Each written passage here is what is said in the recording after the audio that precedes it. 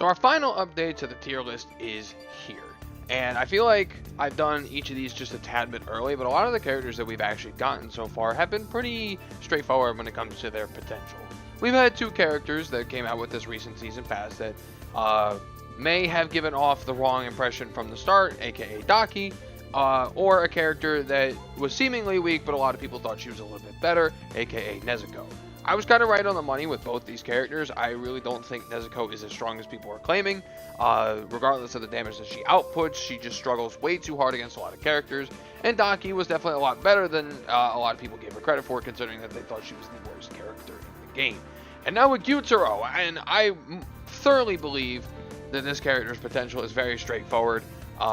So we're going to go ahead and I'm going to put GYUTARO right up here in S tier. Right up with the cream and the crop of the demons. Now, we're going to go ahead and explain this. So, as we know already right now, GYUTARO is a pressure monster. This character has incredible neutral and has an amazing tilt skill, which is good for neutral and applies a lot of pressure. But there are some workarounds with it. One, it can get stuffed by projectiles, which all three of these demons in the front of him have.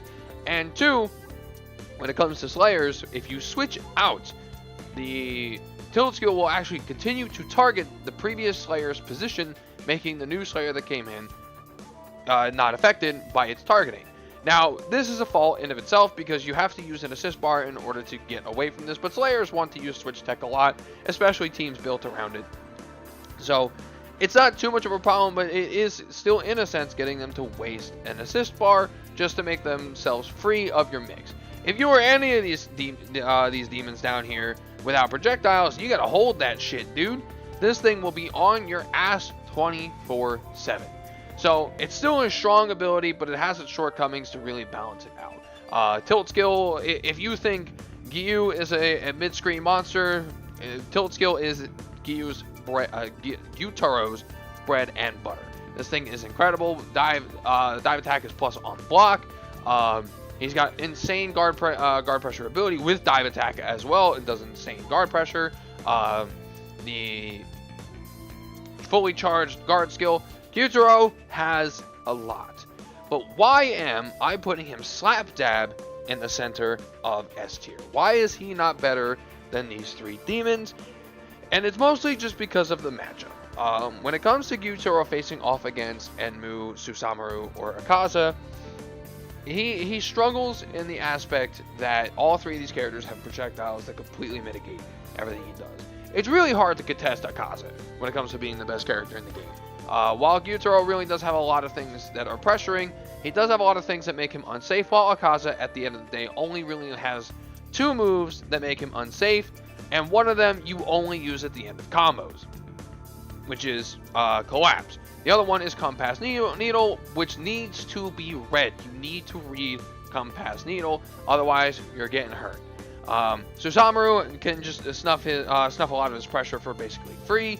Enmu, while is a slow character, has some of the biggest buttons in the game, so Enmu can just push block and hit GYUTARO. Now, that's not to say that GYUTARO cannot defeat these three characters. He absolutely can. But in terms of what these three characters can do, I feel like GYUTARO still has to work just a tad bit harder than the rest of them. All four of these demons up here have specific strengths, and GYUTARO is mostly just pressure and solid mid-game neutral.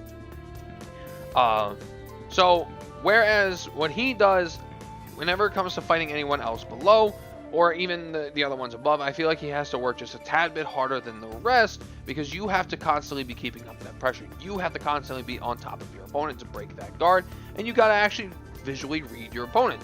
Because if your opponent push blocks a lot, you gotta adjust. If your opponent guard skills a lot, you gotta adjust. And these other characters have tools that can really help cover all those grounds, while GYUTARO has to make reads. You see what I'm getting at? Like, GYUTARO is insanely strong. Obviously, I'm putting him in top 5, one of the best characters in the game. But you, as the player, just got to work just a tad bit harder with him than the rest of these demons, who get a lot of the stuff that he can do for basically free. And sure, they do not apply the insane amount of guard pressure that he does. They still do a lot of stuff that makes a lot of their pressure very free, just like GYUTARO, but theirs is just a little bit better. Now, when it comes to everyone else below GYUTARO has it very, very well. He can hold off Slayers pretty good. You know, anyone without a solid DP, a good push block option is really going to struggle against Gyutaro, which 90% of the cast is amongst that.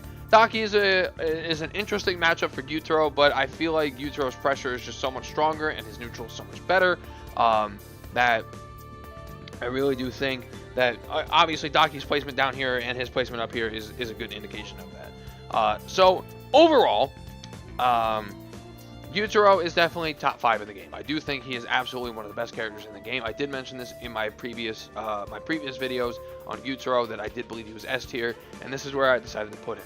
And before we finish out our final, possibly final, Hino Kami Chronicles tier list, I am just going to take News and Itsu and just put him right up here into A+ tier. He's very, as a matter of fact, we're gonna put him right up here.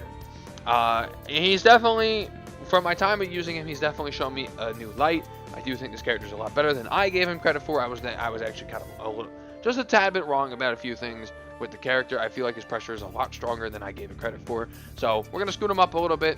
And yeah, this is where we're going to end it, ladies and gentlemen. Let me know what you guys think about Gyutaro down below. I love this character. He is so much fun.